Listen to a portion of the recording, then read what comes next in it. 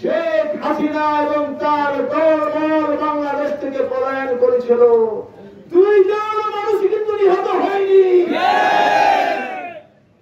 সুতরাং আমরা বাংলাদেশের জামাত ইসলামী এবং দেশপ্রেমিক সকল দল এবং সংগঠন আমরা ঐক্যবদ্ধভাবে সিদ্ধান্ত গ্রহণ করেছিলাম,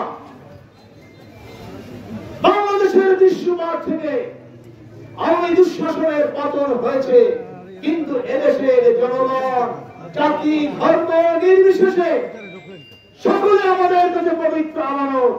এ কারণে আমরা দল মত নির্বিশেষে জাতি ধর্ম ভেদে আমরা সকলের জীবন এবং ইজ্জত এবং সম্পদের নিরাপত্তা দেওয়ার জন্য সেই 5 তারিখ থেকে আমরা কি আপনাদের সাথে ছিলাম কিনা বলেন? আমরা রাতের অন্ধকারে মানুষের বাড়ি ঘর পাহারা দিয়েছিলাম, আমরা আমাদের হিন্দু ভাই বোনদের বাড়ি ঘর মন্দির পাহারা দিয়েছিলাম। এটা ঠিক কিনা বলে?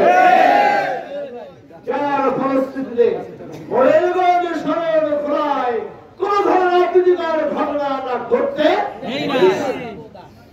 আমরা অঙ্গীকার করছি, বাংলাদেশের জনগণ যদি ভবিষ্যতে আমার দলের উপর দায়িত্ব অর্পণ করে দেশ পরিচালনা, আমাদেরকে যদি জাতীয় সংসদে প্রতিনিধিত্ব করার সুযোগ দান করে, আল্লাহ যদি আমাদেরকে রাষ্ট্রের মানুষের সেবা দান করার সুযোগ দান করে, তাহলে আমরা কথা দিচ্ছি বাংলাদেশকে আমরা পরিচালনা করব সকল ধরনের দল নিরপেক্ষ জাতি ধর্ম নিরপেক্ষ ব্যবস্থার মাধ্যমে।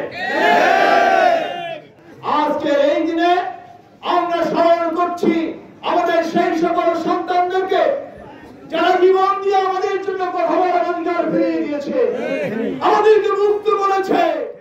বান্ডেল থাকলে প্রতি সেনমানিতে টাকা বাঁচবে। বিকাশ সেনমানি বান্ডেল কিনে জিতুন প্রতি লেনদেনে।